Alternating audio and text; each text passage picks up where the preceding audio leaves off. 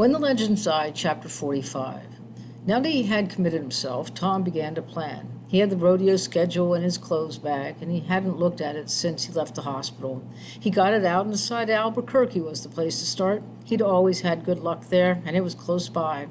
2 more weeks, he would pick up his summer pay, buy a used car, and have enough to carry him a few weeks and get going. He wished he had a string of horses to tune up with, but he hadn't, so he would have to start cold. You don't forget, though. The skills and reflexes are still there. After all, it was his reflexes and his sense of balance that got him walking again. And even with old Mac, the plug, he had the feel of the saddle. It would all come back just as soon as he straddled a bronc. But he increased his walking to strengthen his legs, and he chopped wood to loosen his shoulders and back. He forced old Mac to a lope and a gallop to know that his hips and that thigh bone could take it. And he reminded himself that he had no pain, hadn't even felt a twinge of the deep aches for several weeks. A week passed. He counted the days, impatient for Woodward to come and take the flock. The second day of the final week, he took the flock to a small meadow just north of the camp meadow, where the grass was specially lush. From the far edge of the little meadow, he could see both Granite Peak and Bald Mountain, and he sat there in the grass looking at them, wishing he had time to go and see them close up again. In the fall, with aspen gold and scrub oak red. Another month or 6 weeks and they would be beautiful. Then the leaves would fall and you would be able to see 40 miles in the clear autumn air. Those perfect fall days when you felt that the whole world was yours and you had been here forever. Mountains did that to you, these mountains. Then winter would come, snow and silence, and the deep, deep green of pine and spruce. He'd like to know winter here again, too. Then he thought, I'll be in California by then, winding up the season, taking a rest, getting ready to open their circuit again in January. He turned from the mountains and looked at the sheep scattered over the little meadow. It was past mid-afternoon, and they would soon begin to move back toward the camp meadow, to water at the creek, graze another hour, then bed down. Another day was almost over, another day nearer the circuit. He was looking at the sheep, not really seeing them, when old Max snorted. The horse was 100 yards away. It jerked up its head, pointed its ears, and began to dance sideways, watching a tongue of brush that spilled out of the timber from a shallow gully that washed into the meadow from the uphill side. The dogs leaped up, bristling and growling, and Tom started to get to his feet. He was still on his knees when the bear lunged out of the brush. It moved with deceptive speed, sweeping into a little band of sheep. It slapped one big paw. The sheep blatted and ran in every direction, but a fat lamb lay there quivering, its neck broken. Tom was on his feet, shouting. The bear lifted its head, heaved itself up onto its hind legs for a better look, then dropped to all fours again and nosed the lamb. Tom ran toward it, a scant 200 yards away, the dogs just ahead of him. The bear hesitated an instant, then picked up the lamb in its jaws, turned, and went back into the brush. Tom shouted to the dogs, "Bring them in! Gather them!" They hesitated, and he gave the hand signals, shouted again, "Gather them, you damn fools!" And the dogs raced to pull the panicky flock together. Tom hurried on. He came to the tongue of brush, heard the bear crashing through the underbrush up the mountainside. The trail was easy to follow. He went up the slope 100 yards and came to a little opening in the timber, and there, not 50 yards away, he saw the bear. It had stopped, the lamb still in its jaws, and faced him across the little clearing. He stepped into the open and paused. The bear peered at him, dropped the lamb, and rumbled a deep growl that ended in a hoarse, coughing grunt. It took a few steps toward him, and he shouted, "Stop! Stop that! Get out of here!" It stopped, seemed to bunch its muscles for a rush. He shouted at it again. It swung its head from side to side, backed away a few steps. Then it growled once more, picked up the lamb, and turned and went on up the mountain. Tom watched it go, then wiped his face as though wiping away cobwebs. He felt the sweat flowing down his neck, down his belly, under his shirt. His legs were so weak he had to sit down. Then he heard the sheep blatting and the dogs barking, and he went back down the slope. He thought, what a fool he'd been, following a bear into the brush without a weapon, not even a belt knife. The rifle was still in the saddle boot, and the horse was all the way across the meadow.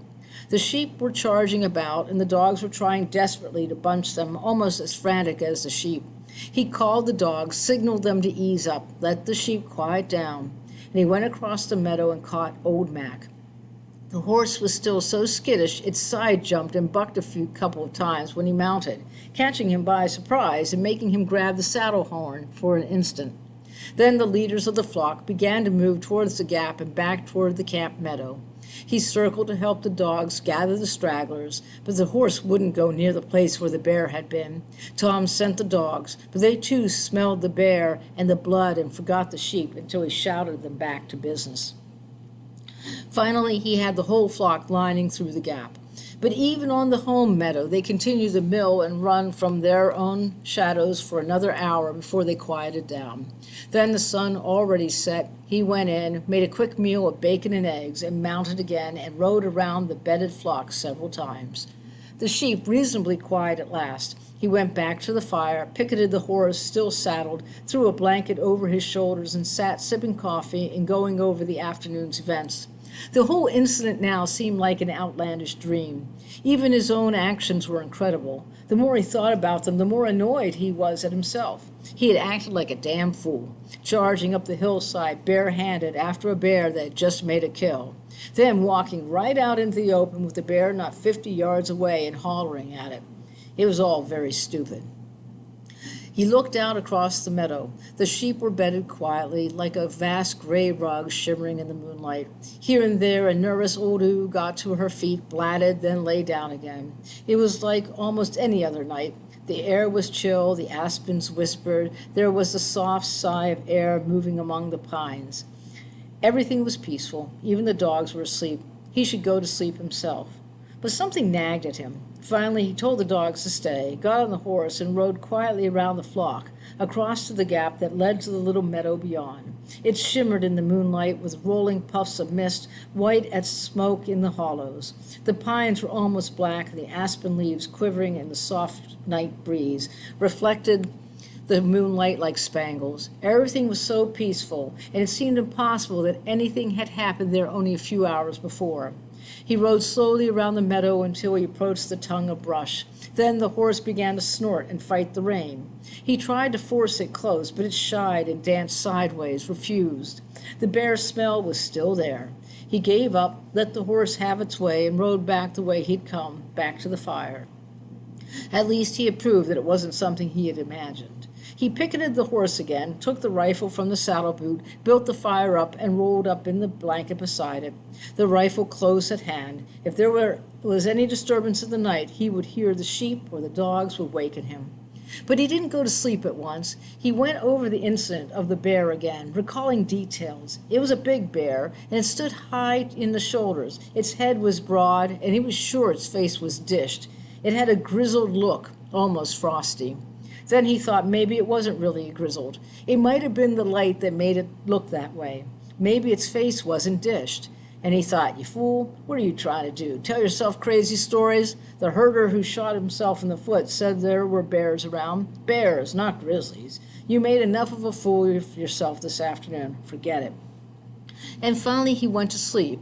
But he slept fitfully, waking several times, once with such a start that he grabbed the rifle and leaped to his feet, only to see the sheep sleeping quietly. Then it was dawn, and he got up for the day, washed himself awake, put the rifle in the saddle boot, and cooked and ate breakfast, and told himself he'd been jumpy, seeing ghosts, imagining things. So he'd seen a bear. The bear got a lamb. He had been so jumpy he hadn't even got one shot at the bear. It probably wouldn't come back. But if it did, he would shoot it, and that would be that. Tom Black, he jeered at himself. Killer Tom Black, who sees a bear and runs after it empty-handed and hollers boo. The sheep left their bed ground, began to graze. He rode them out to them and sat in the sun for an hour. Just a few more days and he would be through with the sheep, through with this stupid job.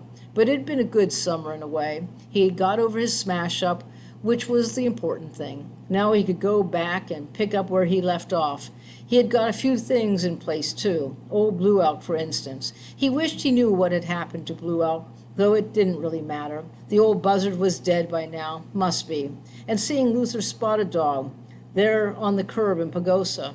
The day he arrived had been kind of satisfaction. Luther obviously wasn't worth a damn, not even to himself. He did hope Luther recognized him, knew who he was and what he had done, but that didn't matter either. None of them mattered. He sat for an hour, knowing that he was putting something off, something he had to do, something he had to know before he left here. And finally, he caught old Mac, mounted, and rode to the little meadow of the afternoon before. He didn't try to force the horse all the way to the tongue of the brush, but got off and let him graze and went on foot.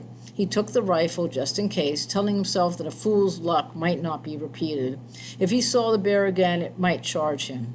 He went on foot to the brush, and he searched for tracks. There wasn't a track, so he pushed his way cautiously through the brush and began to climb the slope. He reached a little clearing, and there he found what he was looking for. In this patch of soft earth, he found a paw print, the mark of the bear's hind paw.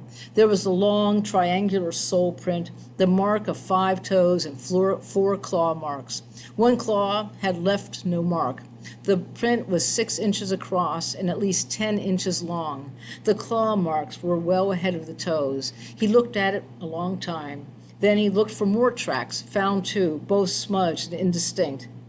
And at last he went back down the slope, caught the horse, and rode back to the flock. That, he told himself, was that.